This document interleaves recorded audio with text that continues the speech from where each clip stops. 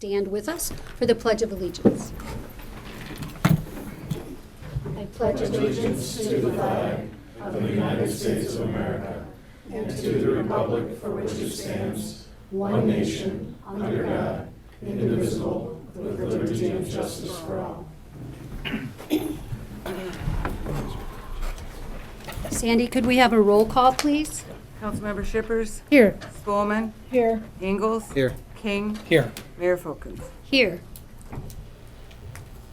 This time, if someone could make the motion to approve the agenda. I'll make a motion to approve the agenda with a small change. We're going to move item A on the city manager's report, which is firefighter promotions, to right after the consent agenda. Support. Councilmember Spolman. Yes. Ingalls. Yes. King. Yes. Shippers. Yes. Mayor Folkins. Yes, motion carries. This time we'll open the floor for our first public comment. We do ask if you come forward that you state your first name, and then if you would write your name and your address for the clerk, that would be very much appreciated, and if you could limit your time to 3 minutes.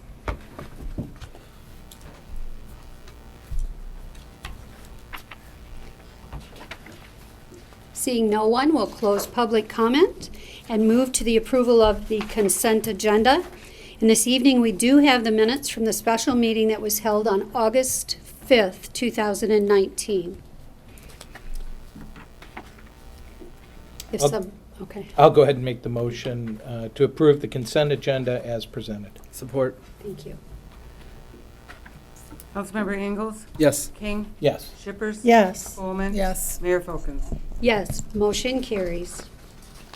Okay, so we'll turn it over Okay. to, Thank you, Mayor and members of the City Council. This evening, we have a very special opportunity to recognize 3 members of our fire department that have been promoted to higher command level ranks within the department. Our Public Safety Director, Adam Ajepka, will be taking the podium in just a quick moment, but I would just like to thank everybody here this evening, one, for being here this evening. I think it makes a big difference in what we do. I'd also like to thank the City Council again for allowing for this opportunity. I think it's special when we get to show folks that are being promoted, especially in our public safety ranks.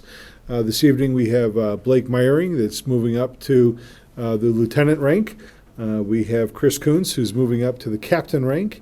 And we have Stephen Van Dyke, who's also moving up to the captain rank. So this is really going to be a wonderful celebration of these 3 gentlemen this evening.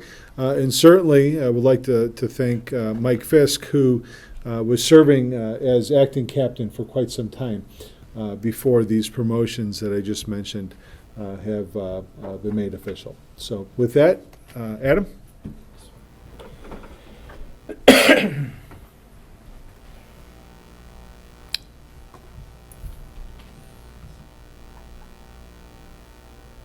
Mayor, council members, citizens of Cadillac, it's with great honor that I introduce you the new promotions to the Cadillac Fire Department. Blake, if you join me at the podium. Blake Meyering has been with the Cadillac Fire Department for over 8 years. Blake started his full-time career in December of 2014. Cadillac Fire Department has always been Blake's dream fire department to be employed by. Blake and his family are well-known members of this community, since this is the community he grew up in and where his family is. Blake graduated from Cadillac High School, then furthered his education at Central Michigan University, where he received his Fire Science Associate degree from Mid-Michigan Community College. Blake went on to work as a part-paid, on-call firefighter for the city of Cadillac and worked as an EMT for North Flight and Life EMS before landing his dream job of being full-time firefighter with the city of Cadillac. Earlier this year, Blake married his wonderful wife, Tabitha. Both Blake and his wife, Tabitha, look forward to continuing to be productive members of this great community. Blake is looking forward to continuing to serve the citizens of Cadillac and Clam Lake Township. After taking and completing the promotional exam for lieutenant, Blake was offered and accepted the position. Council, Mayor, citizens of Cadillac, it is my honor and privilege to introduce you to Lieutenant Blake Meyering. Congratulations.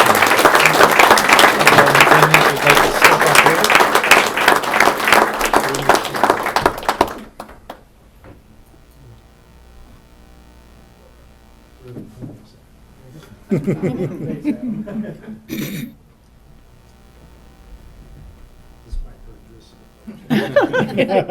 like we have EMTs there.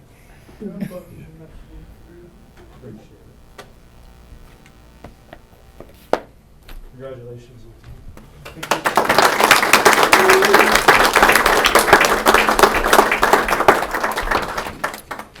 Next, we have Chris Coons. Chris, if you join me at the podium. Chris grew up in a small community in northern Michigan. Chris had a neighbor who was on the local fire department, which sparked his interest, and Chris gave him the motivation and dedication needed to become a firefighter himself.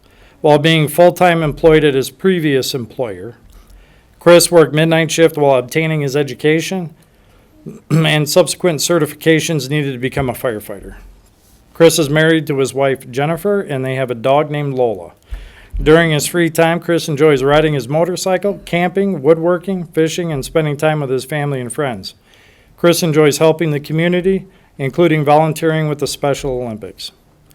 Chris has worked for the City of Cadillac Fire Department since 2008, first as a paid-on-call firefighter, working his way towards the goal of career firefighting, which was achieved in 2014. Within this time frame, Chris has obtained multiple certifications, including Fire 1 and 2, Hazmat Ops, Company Officer 1 and 2, EMT Basic, Instructor 1, Ice Rescue Trainer, Educator, just to name a few.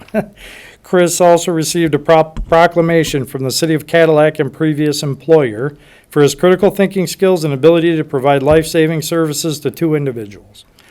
Chris is currently the president of Local 704 of the International Association of Firefighters. These, among other things, drive Chris to further push himself as well as others within the department to constantly improve through education and training, which in turn provides a strong foundation for teamwork, work ethic, and leadership qualities within the department and community.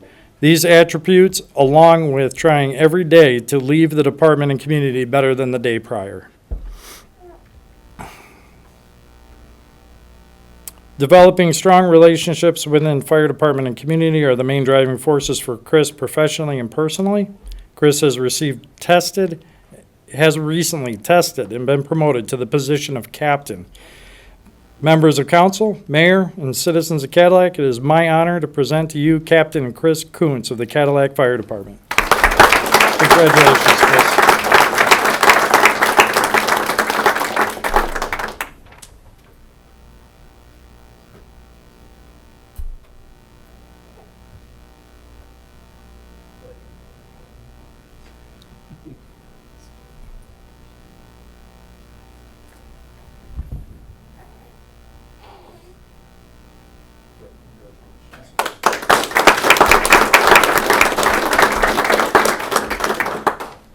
Last but not least, Steve Van Dyke, Senior Captain of the Cadillac Fire Department. Steve Van Dyke is 35 years old, was born in Cadillac. He grew up in the Lansing area. He graduated from Lansing Community College Fire Academy, as well as received his associate degree in 2006. Steve went on to serve as an EMT and paramedic in the Lansing and Flint area. Steve began his firefighting career with the City of Frankfort Fire and Rescue Department. Steve currently lives in the city of Cadillac with his wife Sarah, who is a respiratory therapist at Cadillac Munson, and their 5-year-old son Nolan, who will be entering kindergarten this fall at Franklin Elementary. Steve was hired by the Cadillac Fire Department in 2011, and he has had the honor of serving as training officer, lieutenant, and acting captain due to retirements. Steve holds certifications for hazmat operations, rope rescue operations, fire instructor, fire officer. He enjoys providing fire safety public education and participating in fundraising events while serving as the treasurer of Cadillac Firefighters Local 704. Recently, Steve was able to help coordinate the first Wexford Missaukee Fire Academy as a lead instructor, with a focus on facilitating fire training for the new recruits and current firefighters. Steve also serves as chairperson of the Wexford County Training Committee. This committee has been able to secure funding for training from nationally recognized fire service instructors. Steve has recently tested and been promoted to the position of captain. Members of council, mayor, and citizens of Cadillac, it is my honor to present to you Captain Steve Van Dyke. Congratulations.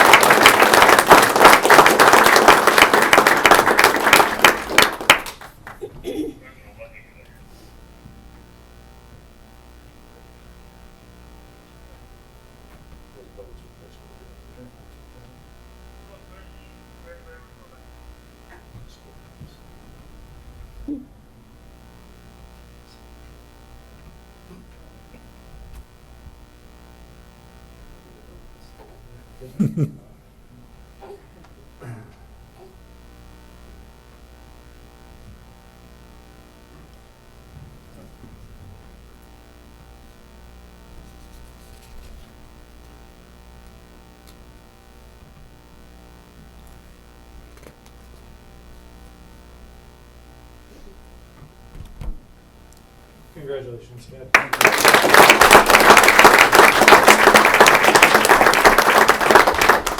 Thank you, Mayor, council members, for your time. Thank you. Congratulations to all of you.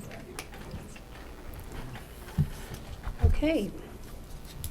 So this evening, we have a public hearing to consider the adoption of a joint planning commission ordinance. Thank you, Mayor and members of the City Council. As the board has talked about on several occasions over the best part of perhaps the last 6 months, we are, as a part of the settlement agreement with the township to our south, are in need of establishing the Joint Planning Commission. This evening is the public hearing to do so. It's a 7-member body with 5 appointments to the city. As of last week, we do have the form online as well. The form is the same form we've been using for all of the other vacant board and commission appointees. We just simply added another checkbox. Similar to other appointees, it's an appointment made by the mayor with consensus of council. And Mike, in terms of the effective date, I meant to ask you this ahead of time. Is it become effective as of this evening, or is there is there a hold period on it? Well, I think this falls under the city charter and probably wouldn't be effective for 20 days following the approval. So we are likely going to have signed agreements filed with Secretary of State and the county clerk's office this week, maybe even as soon as tomorrow. In terms of the litigation piece. Correct, and then the last component of that will be clearing up all of the issues with the Court of Appeals and the Circuit Court cases, which are still pending, but which will then be dismissed once those agreements are filed. Okay, so another way of asking the same question, which may or may not have a different answer, is assuming a month from now, everything has been filed, as you said, it'll be filed this week. Would this body that we're creating today hypothetically be able to meet and conduct business about 30 days from now, or would it still need to wait until after another period of time? And I just wanted to get this public out there now so there's a level of understanding and expectation as to how fast or slow this process will be. So, were there any other questions that you guys may have on its establishment? Okay. I got an email about this. If you want to open the hearing, well, we're, That's what I yeah. thought, Sure. yeah. Okay, at this time, we'll open the floor for any public input as it relates to this public hearing on the Joint Planning Commission. Well, I don't think that. Seeing no one, we'll close public comment and open for discussion if anybody has any questions or input from the council. I would let you know that I have been thinking about this, and I have reached out to some people that I think would be really, really very good for this job. And so we can wait until they actually put in their applications, and then I'll see if you guys would agree with me on that. And it'll be interesting to see how many people out in the general public are going to apply also, just to see who else might be interested. City Attorney just mentioned that the township will be meeting to formalize their adoption of the creation on their end around mid-September. So at the earliest, it's probably unlikely that this body would look to be meeting until October. And then, similar to other boards and commissions, they would likely be meeting perhaps a little bit more often in the beginning, just getting to know one another and establishing how they're going to meet, but likely wouldn't be meeting regularly unless there was action or business in front of them to take. So in terms of overall time involvement, I would not be surprised if, again, they meet a little bit more so in the beginning, but then until there's something for them to actually consider, there would be no purpose for them to meet. So it may not be a body that meets every month throughout the year, every year, Right. just on an Not as-needed unlike our basis. planning commission. Right, Right. right. Yeah. Yeah, exactly. Good point. So, I'd go ahead and make the motion to approve the resolution to adopt the Joint Planning Commission ordinance. Support. Councilmember King, Yes. Shippers, Yes. Coleman, Yes. Ingalls. Yes. Mayor Folkins. Yes, motion carries. Okay, and then there is a second public hearing this evening. thank you. The second public hearing this evening is with respect to the development of our new well field, as we've talked about it in the past. This is to get the necessary funding in order to construct it. Our consultant, Mr. Fox, is here this evening, as well as our finance director, Owen. This is a requirement per the USDA Rural Development Department, where we're looking at seeking the funds. Is there anything, Owen, you want to add? Yeah, I thought I'd just review the timeline. Okay. As you remember, we've been here before, and interestingly, it was almost exactly 1 year ago. So on August 20th of 2018, we held this exact same public hearing for this USDA loan. It was after that, shortly after that, we actually did file our application, but then the additional land out on 44 Road became available or of interest, and so we press pause essentially, because there was some advantages for us in acquiring that land, as we've talked about. So we did that. Larry helped us with some designs and redesigns and tweaks of the design. Then we closed on that land, as you recall, in late April of this year, and so now we're finalizing basically application number 2, which we expect to be final. We've had our initial kickoff again with the USDA, and all signs point to going and hopefully moving pretty quick on this one. So just to review, that's why we're here once again, and so we're required to have this based on the timing. The other application essentially lapsed, and so we had to do some of these formal steps again. All right, at this time, we'll open the floor for public comment as it relates to this public hearing regarding the notice of intent to apply to the USDA Rural Development for water system infrastructure and improvements. Seeing no one, we'll close public comment, and it looks like there's no council action to be taken this evening, so. So what does the rest of the timeline look like once the application is made?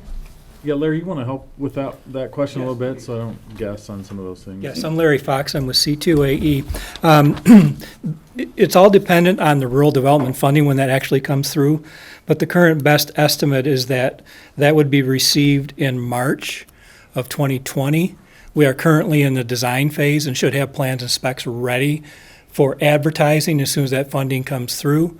So we're hoping that the project can be started construction in July or August of 2020 and then completed by July or August of 2021, assuming that the funding continues as we expect. One other advantage that happened in the year is that the interest rate went down from 2.5% to 2.125%. So there's a bonus. Heading in the right direction. Sometimes things work out. Yeah. We planned it that way. Better project achievement. Yeah. Thank you. You're welcome. Okay. Anything else in that regard? All right, Sandy, then we'll move to communications. First request is to approve the closure of the parking lot on the south side of the market from 11 a.m. to 8 p.m. on August 25th, 2019 for the AMVETS Cornhole Tournament. Sounds like fun. I'll make a motion to approve the closure of the parking lot on the south side of the market from 11 a.m. to 8 p.m. on August 25th, 2019 for the AMVETS Cornhole Tournament. Support. Councilmember Shippers, Yes. Coleman, Yes. Ingalls, Yes. King, Yes. Mayor Folkins. Yes, motion carries. Next request is to approve the closure of Lake Street between Pine and the Municipal Complex South Parking Lot driveway, so that would be right before the bank, from 2 p.m. to 8 p.m., and the closure of the east parking lot in the Municipal Complex from 12 p.m. to 8 p.m. on September 11, 2019 for the Child Safety Expo. I'll make a motion to approve the closure of Lake Street as presented for the Child Safety Expo. Support. Councilmember Spelman. Yes. Ingalls. Yes. King. Yes. Shippers. Yes. Mayor Folkins. Yes, motion carries. Next request is to approve the closure of Lake Street between Cass and Pine at the times requested on October 5th and October 19th, 2019 for the fall color train. I see we do have our conductor here this evening. Is there anything that you would like to share? Thank you. The October 5th excursion will be pulled by the steam locomotive, Pier Marquette 1225. That is in conjunction with the 50th anniversary celebration of the initial restoration that was undertaken by the Michigan State University Railroad Club, Great. What date is that? October 5th. The 5th. There will not be any side trips with that one. Right, okay. All right, thank you. I'll go ahead and make the motion to approve the closure of Lake Street between Cass Street and Pine Street at the times requested on October 5, 2019 and October 19, 2019 for the fall color train. Support. Councilmember Ingalls. Yes. Yes. Shippers. Yes. Spelman. Yes. Mayor Folkins. Yes, motion carries. Next request is to approve the closure of the parking lot on Lake Street south of the Rotary Pavilion from 7 a.m. to 5 p.m. on September 7, 2019 for the Rotary Club White Pine Ride. I thought they wanted the parking lot closed. Yeah. That's what it says. Oh, I thought she said for a street closure, I'm sorry. It said that It somewhere, is the parking didn't lot. It's the parking lot. it? Okay. Yeah, it says it on the agenda. Yeah. I read it somewhere. I'll make a motion to approve the closure of the parking lot on Lake Street south of the Rotary Pavilion from 7 a.m. to 5 p.m. on September 7th, 2019 for the Rotary Club White Pine Ride. Support. Councilmember King. Yes. Shippers. Yes. Spelman. Yes. Ingalls. Yes. Mayor Folkins. Yes, motion carries. It's also being requested to approve the placement of 4 directional signs for the fall color tour, subject to the conditions noted in your packet. I'll make a motion to approve the request of the Visitors Bureau for the placement of 4 directional signs for the fall color tour. Support. Councilmember Shippers. Yes. Spelman. Yes. Ingalls. Yes. King. Yes. Mayor Folkins. Yes, motion carries. You can go on with the appointments. Being requested to approve the reappointment of Carl Holder to the Cadillac Wexford Airport Authority for a 2-year term to expire on August 21st, 2021. I'll make that motion to approve the reappointment of Carl Holder to the Cadillac Wexford Airport Authority for a 2-year term to expire on August 21st, 2021. Support. Councilmember Spelman. Yes. Ingalls. Yes. King. Yes. Shippers. Yes. Mayor Folkins. Yes, motion carries. It's also being requested to approve the reappointment of Bill Cinco to the Downtown Development Authority for a 4-year term to expire on August 16th, 2023. Should be noted that he's served on this board since 1996, and that's a good long time, so I'll make a motion to approve the reappointment of Bill Cinco to the Downtown Development Authority for a 4-year term to expire on August 16th, 2023. Support. Councilmember Ingalls. Yes. King. Yes. Shippers. Yes. Spelman. Yes. Mayor Folkins. Yes, motion carries. Okay, so we've already done the city manager's report. No, we No, only just did A. A, so Yep. we'll go to B of the city manager's report. Thank you, Mayor and members of the city If they council. want their truck. If they want their trucks, two trucks. Trucks. Yes. The Utilities Department is requesting the acquisition of two service trucks, two work trucks. Funds are appropriated accordingly in our fiscal year 2020 budget for $55,000 for the replacement of two vehicles in the Water and Sewer Fund. Competitive bids were received. The lowest bid is being recommended with Signature Ford and Lincoln out of Owasso, Michigan, for the total of $56,363. And although it is slightly over the amount that we had budgeted for, we do have the additional funds available in the Water and Sewer Fund. It looks like just a hair over what we had. Just a hair over, yep. Okay, would someone like to make that motion? I'll make a motion to award the purchase of two work trucks to Signature Ford Lincoln in the amount of $56,363. Support. Councilmember King, Yes. Shippers, Yes. Bowman, Yes. Ingalls. Yes. Mayor Folkins. Yes, motion carries. Okay, Anything else on the agenda? we're almost there. We're all set. Thank you, Mayor, members of the City Council. At the City Council's last meeting, which by the way was, I think, a very special one that we did in our market at Cadillac Commons. I know the weather didn't quite cooperate just before the meeting started, but it did turn out to be a rather nice day or a nice evening after all. But we had talked about at that meeting the process of moving forward and furthering our discussion in terms of where we'd like to be with an ordinance for the recreational marijuana topic, as well as with the medical marijuana topic. And just a very, very brief background with respect to the medical marijuana section of the discussion. The timing is such where there really isn't any specific timing issues, because the default position in accordance with the state act is that municipalities are automatically opted out. So it's incumbent upon municipalities to determine if they want to get involved, and if so, then they need to opt in.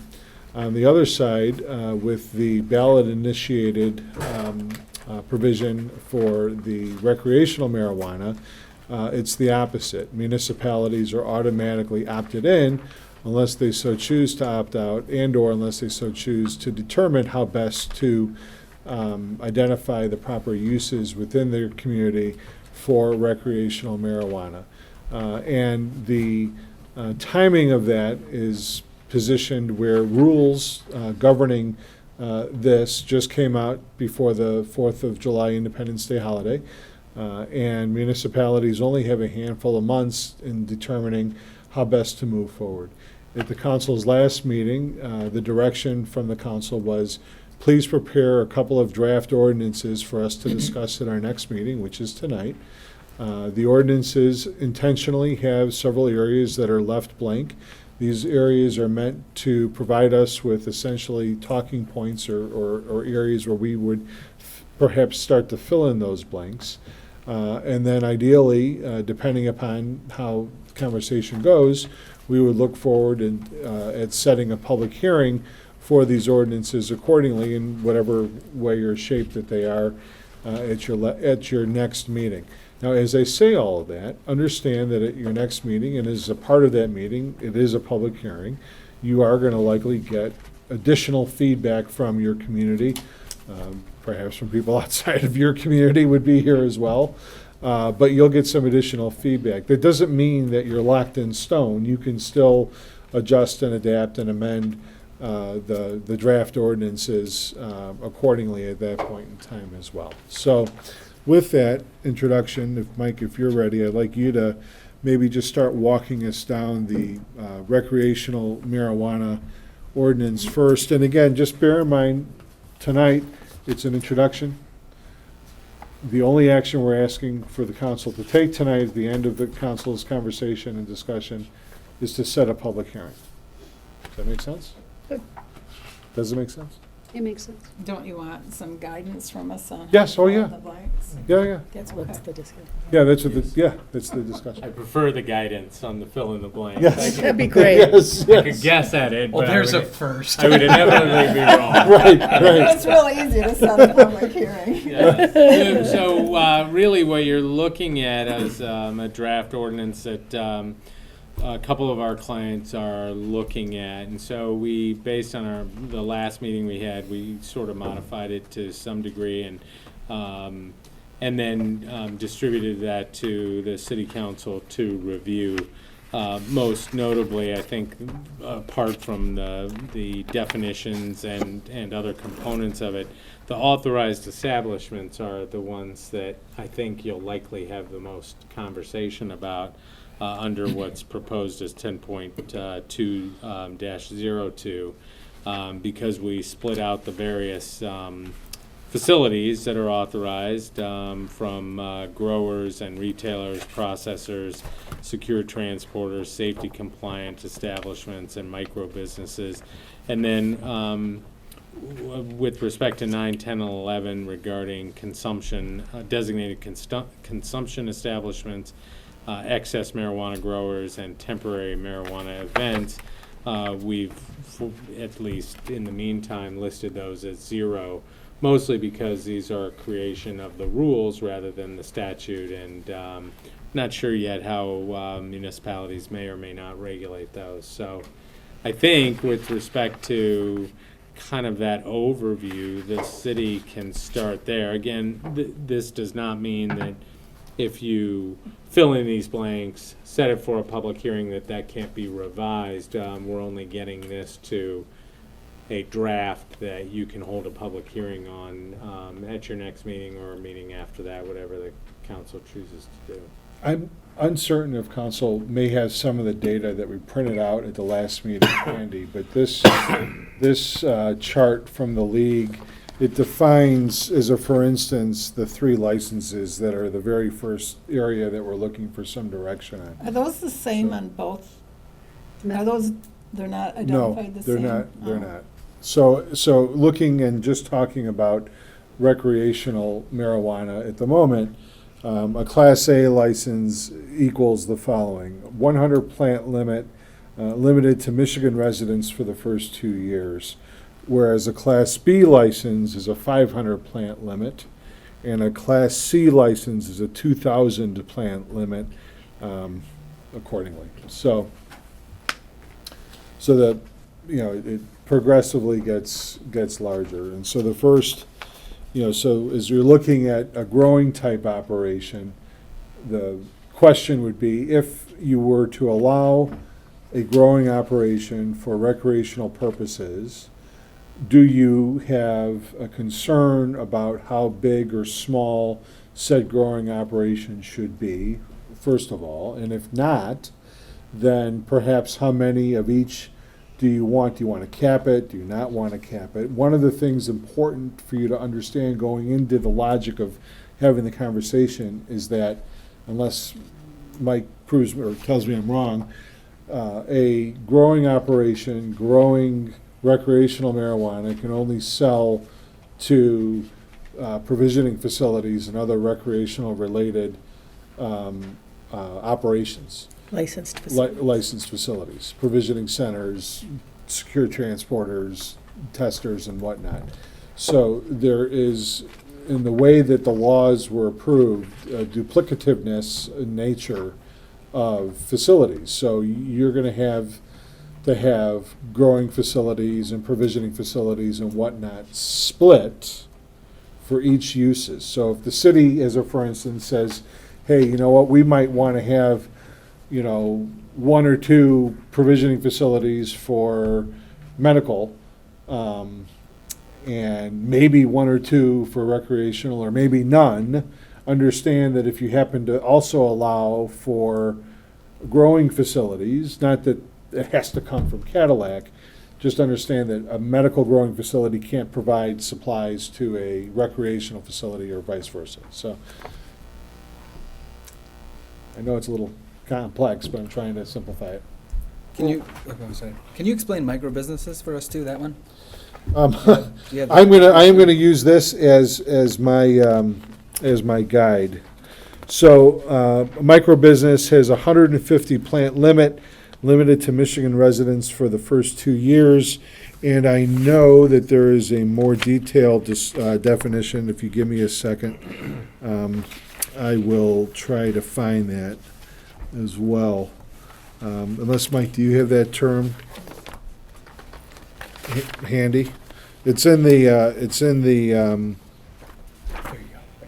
yeah, no, this is the same thing.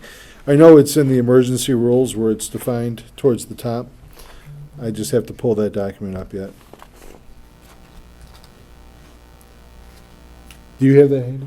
I don't have it handy. My Okay. memory of it is a vertical business allows the growing of the 150 plants. It also provides for the sale, that would be a provisioning center for Does it? recreation. Yeah, it's a, Mike, and help me, they called it a silo Here it is. type setup. Right. It is the only situation under the new statute that you have a very small grow operation, you have the And testing right there, and then it's also a point of purchase. That was my, So it that has was my all levels? understanding. Yes, and they called it a silo. Yeah, I see what Yeah. you're talking about. Mhm. Okay, all right. I didn't know, and I don't know, maybe with Mr. Wallace here, because grow operations, my understanding is no matter what the side, I believe it has to be in an industrial zoning. So I didn't know, maybe if before the next meeting, Mr. Wallace could check for us what even would be the availability to have grow centers, how many areas in Cadillac could we actually do it in, because it may be self-limiting just because of the zoning. So for example, if our industrial park is the only spot and there's only so much area available right now in the industrial park, we may only be able to do one recreational grow facility and one medical grow facility, and that's all our zoning would allow. Because of the 1,000-foot. Yeah, thing, and because the state statute has all the distances, so there's no sense in the ones that have their own restriction already because of zoning of us putting a number on it. Correct. Good. Well, part of the answer to that question too, and honestly, a lot of what I think we just need to do here and be comfortable doing here is kind of speaking freely, brainstorming as we're talking, it almost could be dependent on who gets in first. So for instance, if the city were to say, we'll allow, one of each classification on either side, for instance, either side being recreational versus medical, depending upon where any of those said businesses happen to locate first, that will then set, I think, how far you measure apart. I believe there's a 1,000-foot boundary between the use and another similar use, and the use and a school. So while there aren't necessarily any schools in the vicinity that I'm aware of within our light industrial area, if I'm right on the boundary between the uses, there may or may not be 1,000 feet, depending upon where Company X happens to locate first. There may not be the 1,000-foot distance. There's an interesting question, and Mike, I'm going to lean on you again.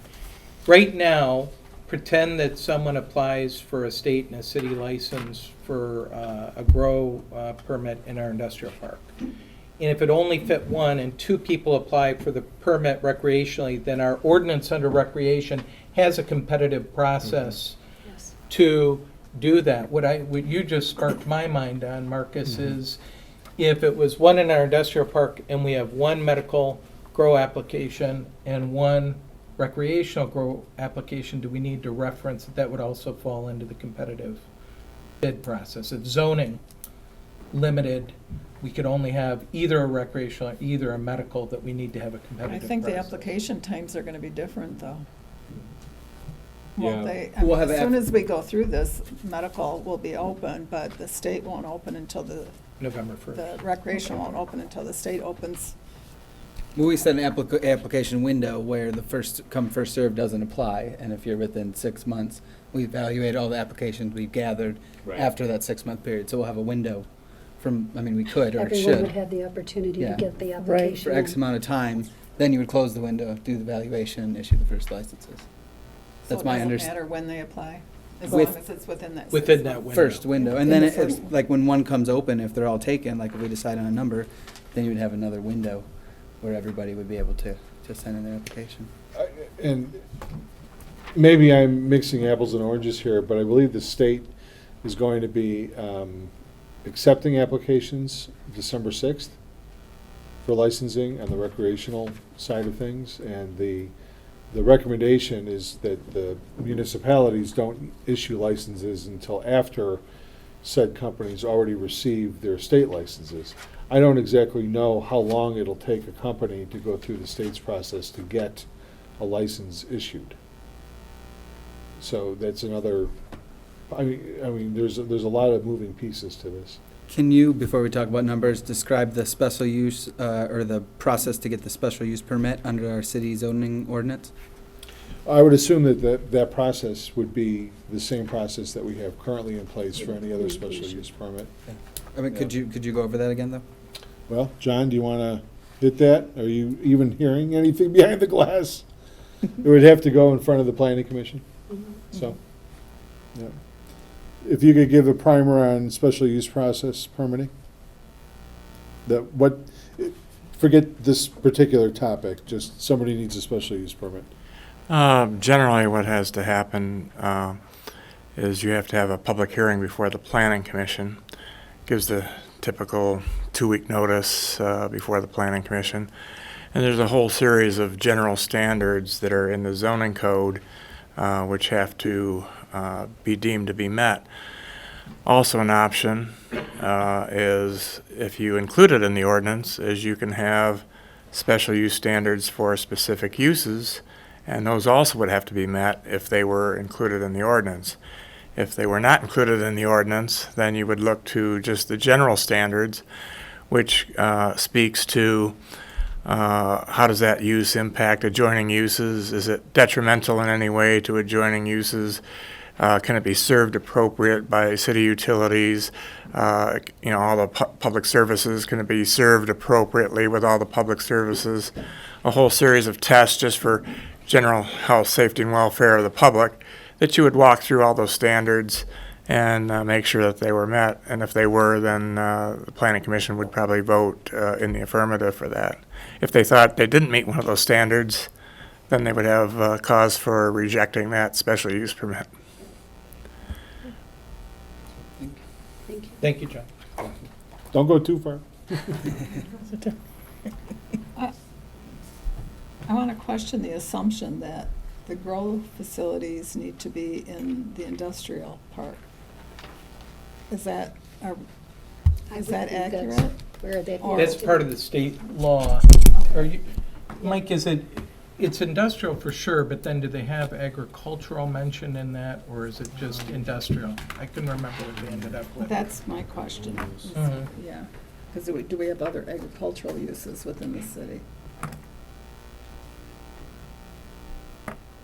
Chickens. No, not livestock. I know, I'm kidding. No. I'm kidding. I just, Filling empty space. I didn't want to limit us to, if we say this to marijuana grow facilities, then are we saying that to all forms of agriculture or Right. growing within the No, city? the marijuana ordinance has, the state law has its own restrictions that would not affect anything else that's currently Okay. in existence. And it's anticipated that within probably 6 months, the permanent rules will come out, unless they get extended again by another issuance of emergency rules, like what happened with the medical side. It took about a year or so before the final set of rules were established, but. Yeah, there is a What page? provision. It is, 23. yeah, but it is Rule 24. So if you have the emergency rule packet with you, it's on page 23, Rule 24. Sub-rule, or subparagraph 7. Marijuana grower license does not authorize the marijuana grower to operate in an area unless the area is zoned for industrial or agricultural uses or otherwise meets the requirements established in section 93C of the Act 333-27959. So it says industrial or agricultural. Do we have areas zoned agricultural? No, we don't have that zoning think so. classification. Even though there is one farm in the city limits, or at least partially in the city limits, that's the Boersma Farm. The city no longer has any agricultural zoning. I have another question too about the 1,000 feet between the facilities. Is that a maximum, a minimum? Can that be lowered but not raised, or raised but not lowered? I don't think you can Be raise low. it. I thought it could be lowered by the community, Yeah. and that it wasn't, that it couldn't be raised for an additional burden, but that it could possibly be lowered, or some of those could be lowered. Yeah, But I wasn't sure. well, and I think it might be different based on the different types of marijuana as well. 'Cause if In we wanted- relation to schools and churches, I think it's set by the state. But if we I think decided we that- wanted a row with like 3 retail establishments and we didn't want them spread out over the city, like I- we could say that all 3 could be put into that little box. Well, and I'll go first with the growers for an industrial use. I think that if you had a medical operation and a recreational operation, they were closer than the amount, they could apply for a variance.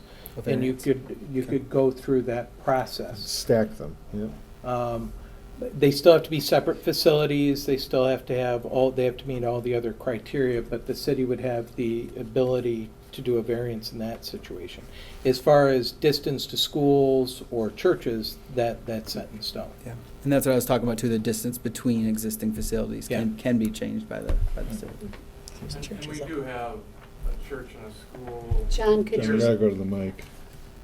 We do have a church and a school not far from the industrial park, being St. Anne's, and we have a relatively small church just south of Wright Street, so on the south side. So those would be 2 facilities that we would certainly have to do a radius around those 2 uses to see how that related to the remaining vacant parcels in the industrial park.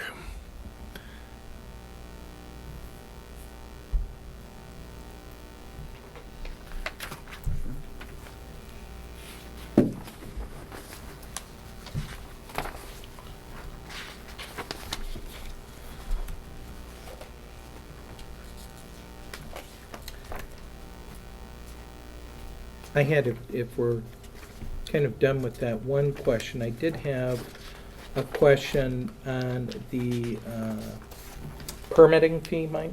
Yeah.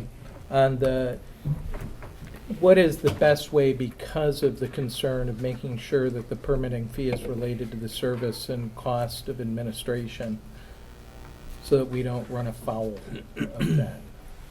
Well, I actually did some research on that point. And in all of the cities that I looked at, most of them went with that $5,000. A lot of them said not greater than $5,000. So So a sliding scale somehow that they it have. sounds like there must be some sort of a scale, because some of them did say not greater than 5,000.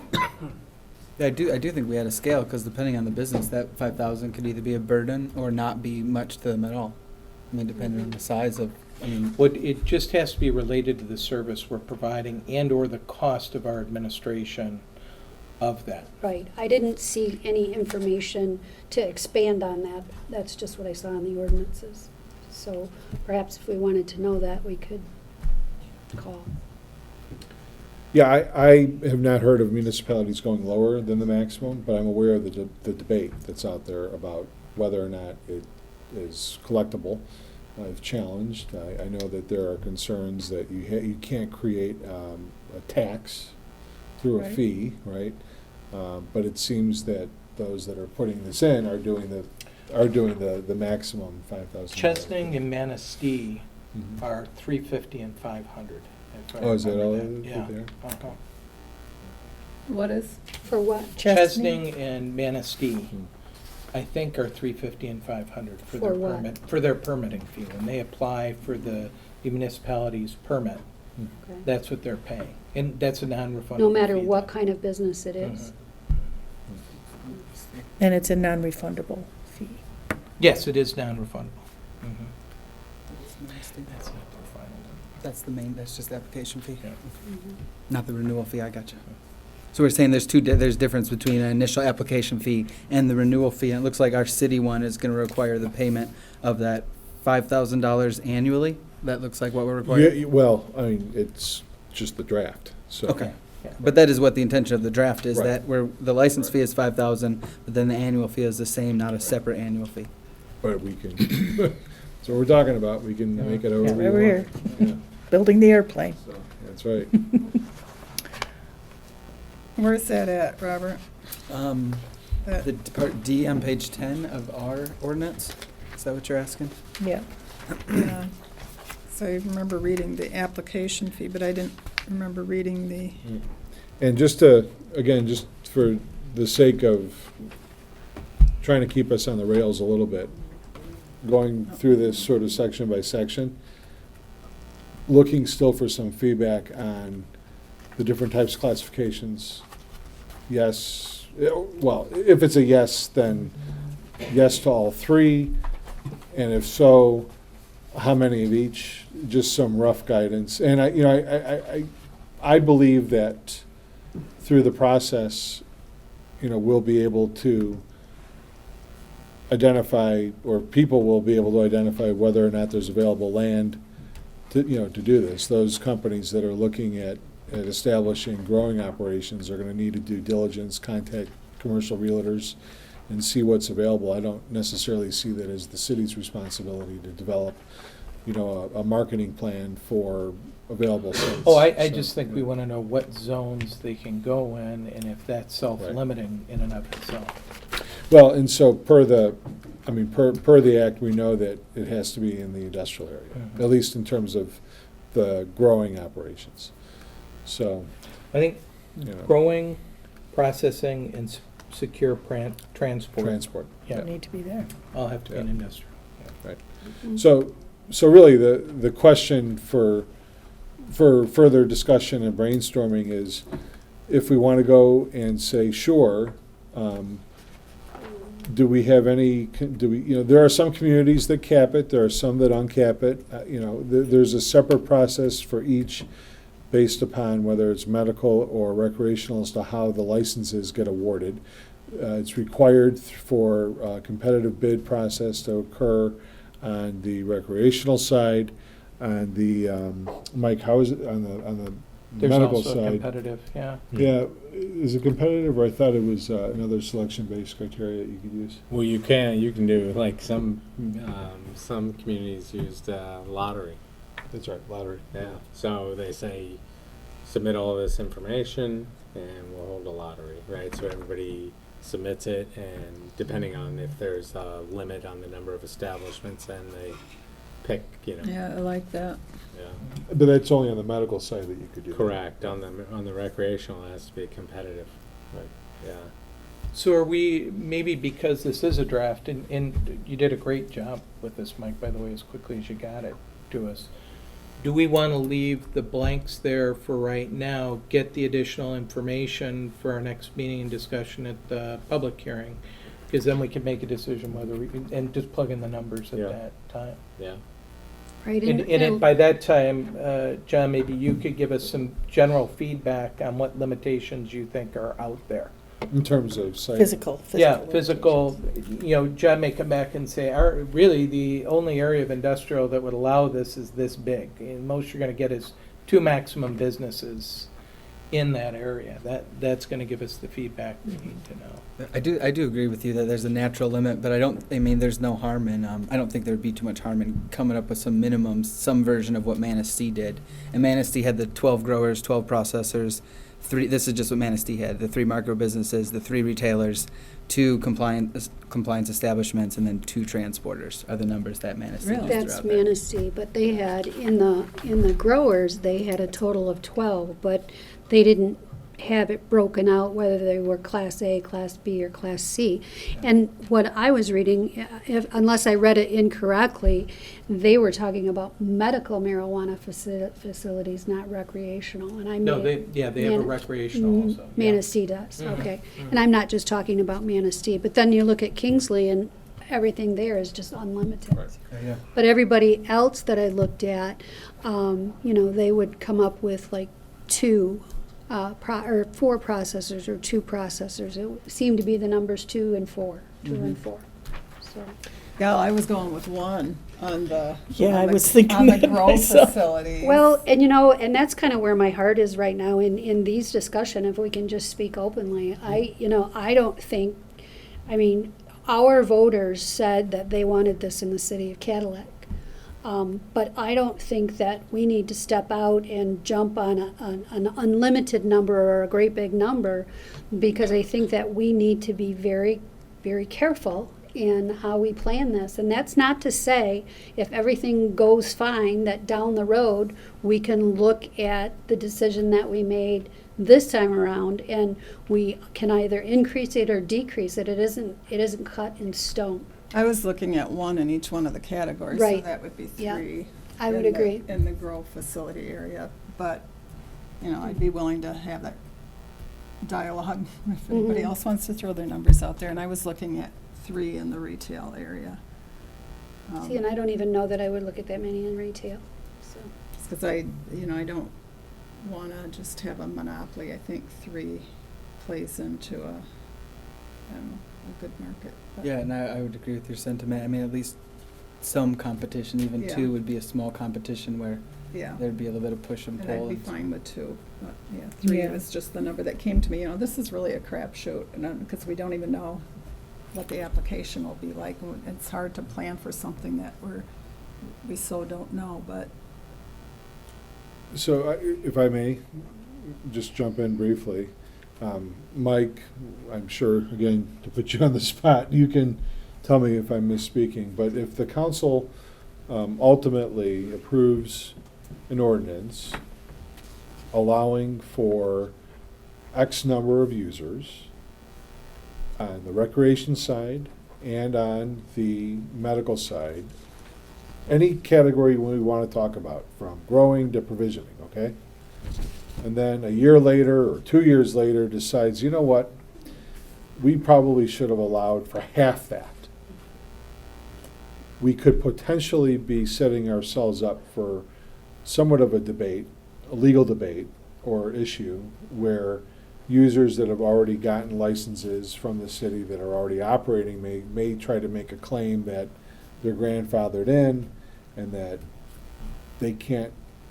Well, if You you know, take a look at, go away, at so. the Everett said Right. that, at least every 5 years after adoption of this ordinance, the council shall review the maximum number of each type of facilities allowed and determine whether this maximum number should be changed. It didn't say whether they would move it up or move it down. Right. But our ordinance could say that. Well, I guess what I was trying to communicate is perhaps that we should be more conservative in the Start number low that we and add. allow. Definitely. Start low And, and and add. recognize that it might be more difficult to take away versus to add. I agree. If the council felt like after a year of being, of allowing the various uses that we need to allow for more, where there's more space, there's more land, we know that, in a couple of years or so, there'll be more property down the road. I mean, there's all of these different things that will be entering into conversation, discussion, things that we can't even imagine, perhaps that could change from the federal level. I'm just throwing out, it might be easier to add versus to take away. I like too that our ordinance, has that December 31st, 2020 review in there too. I mean, I'm Mhm. assuming that we will be changing, having to tweak something based on what detailed information comes out. Or maybe we'll want to get more detailed ourselves, so. Right. And I think do that's like a the big plus. conservative perspective. Yeah, I see the point of starting low and building And- it, but I and- do think that I agree with Councilmember Spelman with 1 for each, but I think retailers should be more than 1. Well, and that again You was think what I wanted to retail remind should be more than 1. remind council about, which is the separation between uses. So if you have a provisioning center, if council says we want to have 3 provisioning centers, understand that if you're then identifying that use. So if it's 3 recreational provisioning centers, then you're not allowing for any for medical, and vice versa. So if you're saying that you want to have a couple for each, now you're at 4 total, or if you're allowing for 1 of each, you're at 2 total. I'm just again reminding the board that the way that the law is set up, it creates that separation between uses. So I also like that, what I was saying earlier, I'm just going to repeat myself, but if they were all together, it would kind of mitigate any spread out of any negative, like whether there's 1 or 3, if they're on the same block, doesn't so much matter to people who are experiencing the negative effects of that. It's all right there. So Right, I would like to see them together, not spread out, just if we're going to go with more than 1. Yeah, but then you have to look at properties that are available. Yeah. And that could be tricky to try and force them all into the same place. I appreciate what you're saying, Yeah. but it might, and then It'd be like a marijuana district. Yeah. I mean, the negatives that Oh, come look from, who's going over there. the negative that comes from one store is it's not going to double when you have a second store next to it, or it probably won't. I don't know Marijuana that district. we have a There we go. lot of risk if we do what Councilmember Spolman is saying, is if we said, start off with 3, so you give fair opportunity to the businesses to do it. 3 of each. If we did growers, or processors, provisioners, secured transport, there may not be the ability to do a total of 3. We're just setting a maximum, that if that's available, and John will get back to us on some of those, So we then may we're find not out. saying whether those 3 are medical or those 3 are Exactly. There's just 3 available. There's 3 spots, or pick an even number of I would 4. ask for an even number. Is that even possible Yeah. to do that? Because if we put the 3 in the rec and 3 in the provisional, because that's the difference between provisional and retail. Like how do you say not more than 3 provisional and retail, not more than 3 provisional retail? Because they're called 2 different things. We're regulating the provisional centers on the medical side, and then the retail. So I don't know that you can say 3 total if you just have to Probably go not. 2 and 2. But what we could do is, or we 1 could, and 1, or we could just say the number here and the number, And that would be an adjustment too, because Oh, if yeah. we, I don't know, if all 3 medicinal shops came in and 1 rec, we might want to camp our numbers then, and that would be it. maybe we could do total on the, like on the growers, and I think that and secure transport, processors, we could do, a total either way. Hey, and let me ask, Mike, the businesses have to be completely separate. So if we say 4 grow licenses, does that in and of itself, are we okay with that? If it ends up being 4 medical and no recreational, or 2 medical, 2 recreational, 3 recreational, 1 medical, but if we just say 4 operations and leave it at that, are we okay doing Or that? can we even do that? Yeah, I don't. It's 2 separate ordinances. Right. I know it's 2 separate, but Yeah, no, So I it'd have I to think be- we it'd would have have to to restructure that if that's the direction. I It's not a had bad to- idea. I had this conversation earlier today because we were contemplating on combining some medical establishments with recreational facilities on the retail side, and namely the preference that may be given to medical establishments for recreational, and whether that would then count against the number of recreational establishments permitted under the ordinance, right? Yeah. The theory, at least behind it, was, well, if you already have a medical marijuana establishment and you give them a recreational license, does that really increase the burden on the rest of the municipality, right, for purposes of limiting the number of retailers under recreational? Wouldn't, They already had medical.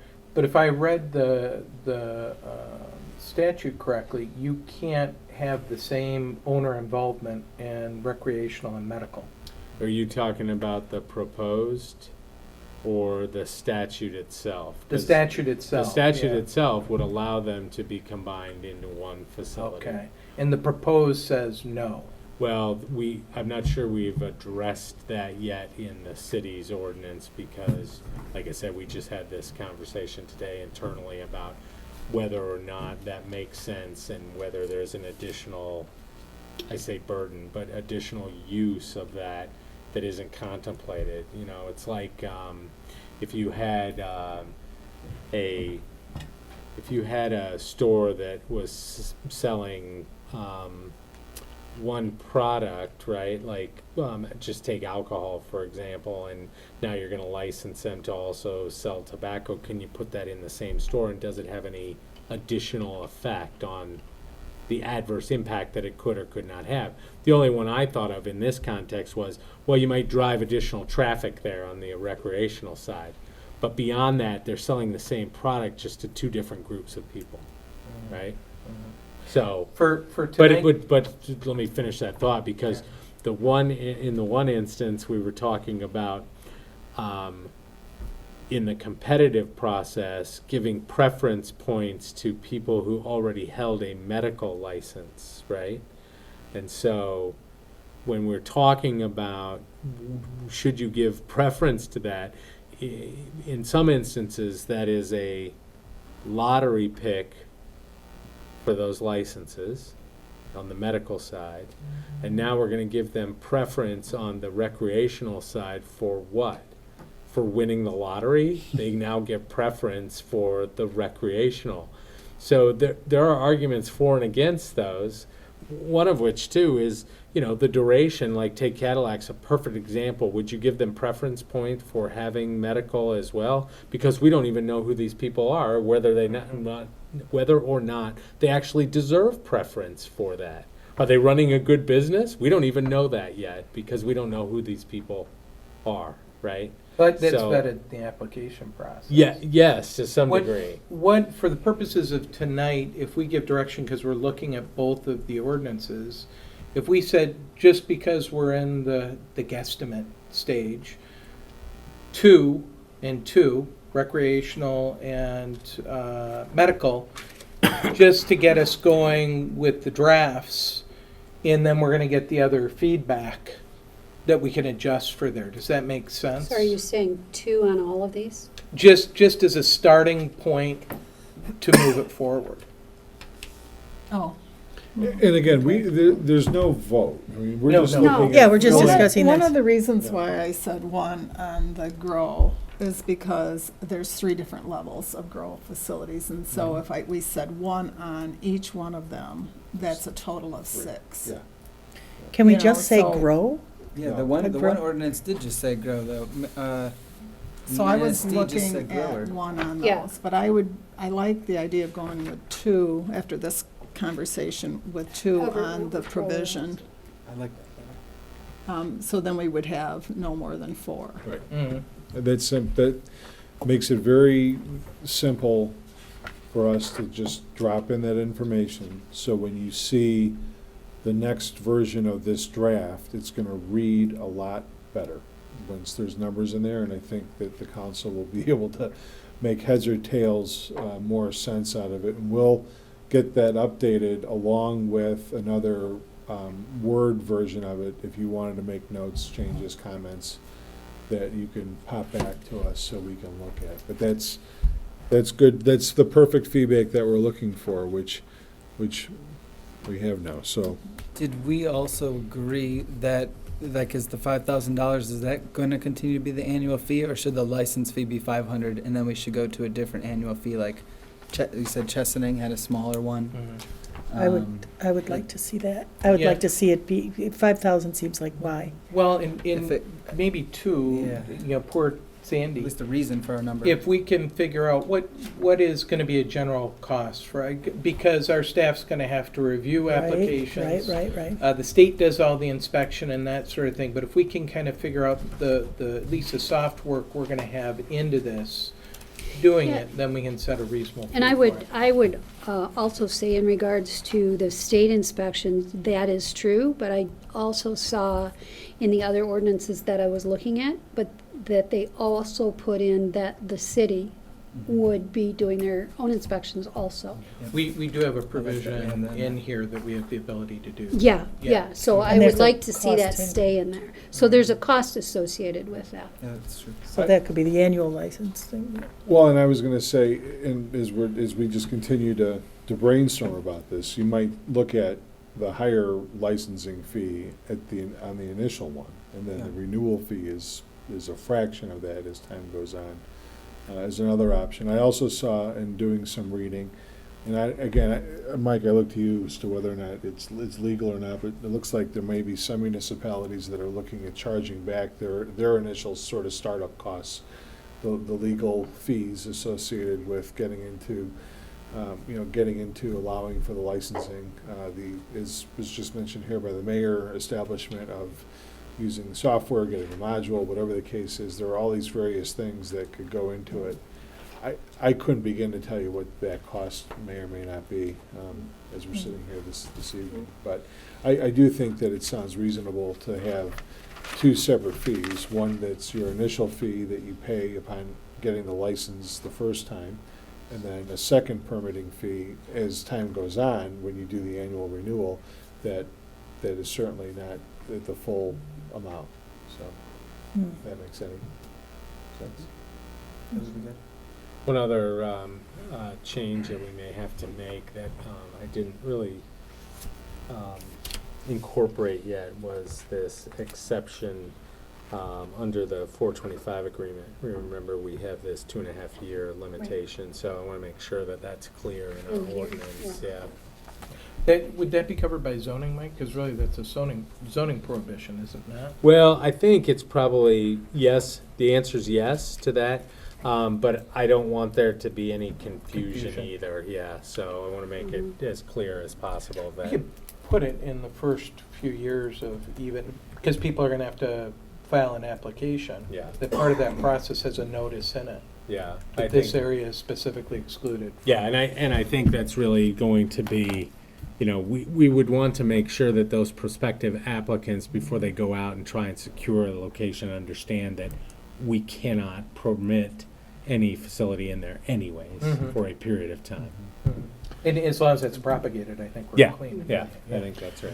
Mike, are there other areas within the ordinance, it's probably more relevant to the recreational ordinance, that we need to cover this evening regarding whether or not we want to entertain allowing anything or not allowing something? And I asked the question because the council has essentially, I think, given some really good feedback tonight on both recreational and medical, enough for us to have what I would say is a good draft. And I think it's important that I also characterize that by no means is the council this evening saying that you are approving a certain number of anything. Right. You're just simply giving us some numbers to drop into a draft ordinance. And, I don't have a crystal ball. I don't know if this city council is going to approve or deny anything after the public hearing. And you might get more information between now and then, and it might change where things are going. So I just think it's important that as we eventually conclude this evening's meeting, that the public understand that action was not taken this evening other than to essentially start to finesse further along the draft that's been provided to you tonight for then the public hearing to occur. So just important that expectations and understanding as it's communicated publicly are measured and are framed appropriately. But is there any other area? I know in the recreational, Mike, there's the event section. If we need to talk about that or not. There was a question that came up through a council member. On the designated. Special event use. Well, there are two, really. There's the designated consumption. Establishment, like a bar for weed bar? Yeah. So you'll see those under B 10.2-02B 9, 10, 11. These are I don't think 10 you'll have to worry about at all. Like microbrew, like the craft beer fest, someday. Yes, someday. Didn't Ann Arbor already do that? Yeah, like for 40, 50 years, Yeah. Yeah. maybe more. The consumption establishments cannot be in any establishment that sells alcohol. And I don't, if I remember reading it right, Mike, it says it cannot be for smoking. It would have to be for edible consumption only, Oh, is the way I read it right now. Is that your interpretation as well? Sorry, for your proposed. If I'm saying, in talking about consumption establishments, Uh-huh. they are establishments that cannot be in any other business that sells alcohol. They also are not allowed to have any smoking. Well, I don't think I thought it was that's correct. edible only. Under this or the existing rules. The existing rules. Yeah, I don't think that's the case. But let me look real quick. why does this say prohibited in the city? He just put that It was in the just a draft. draft. What page are you I on, thought it was Councilor? prohibited by. The consumption rules. Page establishments. 3, I thought the smoking was prohibited by the rules as well. yeah, that's what I thought. Yeah. Well, you can't smoke other things in places. Yeah. So that public ban remains. Yeah, Yeah. I think that would be, but why wouldn't we want to have, if somebody wanted to do an establishment that sold consumables that are edible? You know, we could have a bake shop or a candy store or something. But I the- don't know. Well, the sweet shop could But expand. that would Yeah, only be. and they don't, bakeries don't usually sell alcohol. Well, the only Wouldn't that thing be this part is of the talking about is being retailers? able to consume them in the store. This isn't Yes. talking Oh, about for being able to consuming have them in the consumption. store. This is Yeah. talking about being Oh, able to sit okay, there and- all right. yeah. Oh, yeah, no. Okay. Yeah, you would be able to buy them, the edibles or. And take them home. Yeah, and take them home, right. No samples. I think those are things to discuss at that 2020 review. So is the question, Mike, that you're looking at whether or not you can smoke at a special event? I would agree. Yeah, no, at the Consumption. designated Consumption. consumption Oh, okay. establishment. Another year before the renewals. You know, I really feel like going back to that, being not cautious, but being Conservative? conservative, that I liked the fact that it was, those three were prohibited right out of the gate. Because we've got a lot to figure out here. And if we have a review date of, what was it, December 2020, you know, maybe we can talk about that then. You know, see how we do with, and Yep. see how the community does with all of this that we're talking about already. Right. You know, rather than coming out and having that all out there too. You know, I might be mistaken, Mayor, members of the council. I thought I read that Traverse City was looking at allowing for consumption events, but I could be completely botching the name of the community, and it could be another community that I read that, but that's what that was like referring to. Where you have a special event in your park where you're allowing people to smoke or consume or whatnot. Yeah. So That's rule- We're not there yet. Yeah. No, If I'm you not there. look at Right. Nope. Rule 59 covers designated consumption establishment licenses. Mhm. And one of those is sub-rule number 7, where they talk about a designated consumption establishment shall have the following characteristics. A, smoke-free area for employees to monitor the marijuana consumption area. B, a ventilation system that directs air from the marijuana consumption area to the outside of the building through a filtration system sufficient to remove visible smoke, consistent with all applicable building codes and ordinances, and adequate to eliminate odor at the property line if consumption by inhalation is permitted. Location physically separated from areas where smoking is prohibited and where smoke does not infiltrate into non-smoking areas or buildings. So, which leads me to believe smoking is, Yeah, it would be. yeah. Okay. I think there's another rule that says, or maybe it's the first one where they talk about the smoke-free area for employees to monitor the marijuana consumption area, which So seems they're not affected by. correct by the smoke. Yeah, you gotta have a little booth. Right. You know, like Right. you go to Elderly Instruments and try Probably out the the separate guitars air in a little handling and booth. Yeah. ventilation systems. Yeah. Let's not do this You have to yet. have a glass wall, though, in order to Yeah, that's what I monitor mean. it. Yeah, All right. I So would, I- I would just like to, That's I would not- like to leave that as prohibited until a later date. Yeah, I Un- agree. Unless there's any further discussion from members of the city council, or Mike, if there's something that you want to add, I would suggest that we are at a point now where the board could move forward actually in setting public hearings for both of the items. Okay. Are they both set for the Tuesday after, September the 3rd, and Yeah, so, right, so that is the Tuesday after Labor Day, just as a Okay. reminder. This is my question. One meeting. Did you have another? Okay, I'll make a motion to adopt a resolution to introduce an ordinance to add new section 10-2 to chapter 10 of the Cadillac City Code to allow certain recreational marijuana establishments operated in accordance with state law and to set a public hearing for September 3rd, 2019. Support. Councilmember Shippers, Yes. Spelman, Yes, Ingalls. Yes. King, Yes. Mayor Folkins. yes, motion carries. I'll make a motion to adopt resolution to introduce the ordinance to add new section 10-3 to chapter 10 of the Cadillac City Code to allow certain medical marijuana facilities operated in accordance with state law and to set a public hearing for September 3rd, 2019.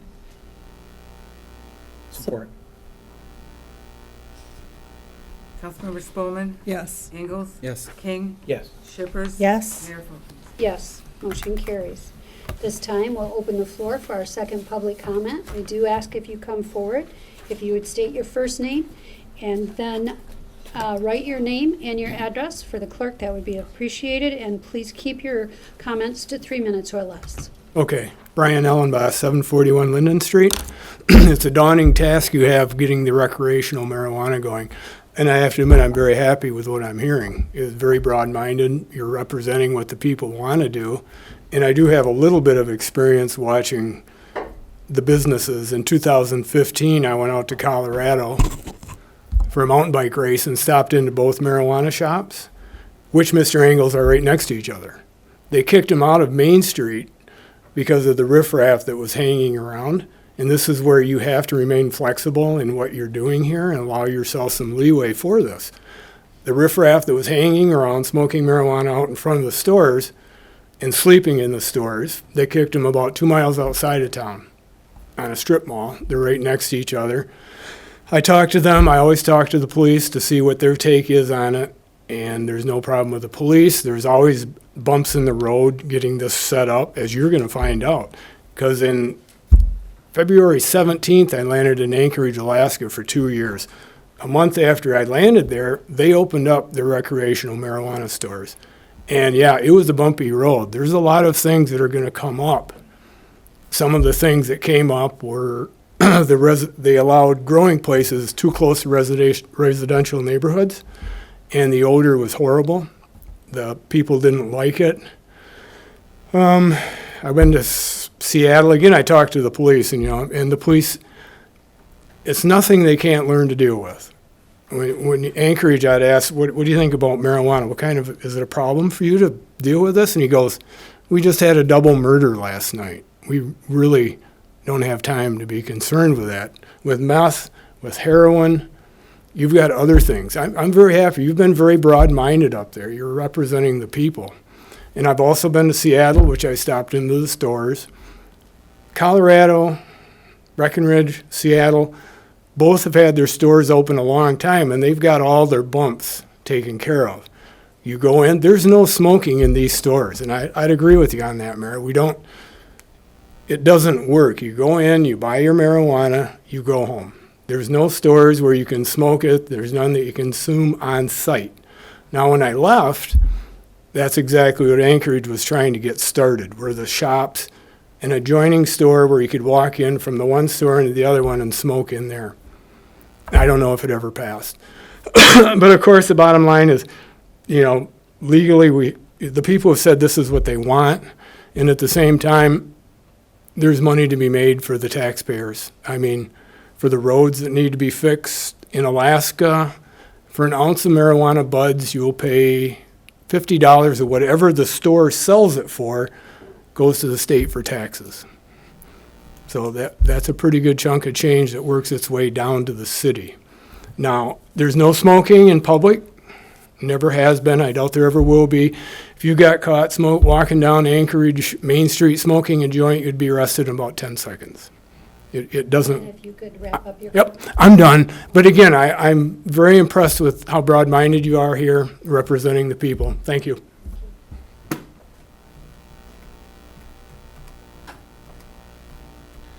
Hello, Don Koschmider, 3576 Sarah Street, Cadillac. Madam Mayor, members of the council, some new faces, good to see you. Thank you for your service. I'm speaking in favor of marijuana establishments. I think after the emergency rules were just released in July, they're a lot better than the Medical Marijuana Facilities Licensing Act. Like I've said before, there's a lot of racketeering, a lot of skullduggery that's been happening. FBI is rumored to be investigating Rick Johnson, the chairman of the Medical Marijuana Board, the former chairman, and Arlen Meekoff. There's a stink about some emails, some pay-to-play. The rules that were just released in July basically say that anybody can have a license unless you've been convicted of selling to a minor. And I think that's a good thing, because if you sell to a minor, that's bad. Mom and pop businesses can get back in the game at $8,000 for a micro business license. There's no capitalization requirements. So I think that's something attainable for small business, and I'm all in favor of small business. Thank you for kicking the ball around here and having this discussion. A lot of municipalities are opting out, a lot are opting in. This is a very heated topic, but thank you for having this discussion. Thank you.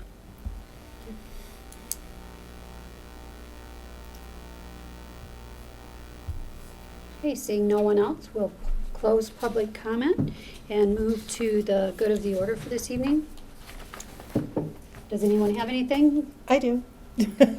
This week on Wednesday, the Cadillac Mayor's Youth Council will be meeting right here in Chambers, and also there was a movie in the park this past Saturday, and there will be another one, our final one of the season, on August 30th, and the movie is going to be 31st, Saturday the 31st, and the movie is Wonder Park. That should be lots of fun.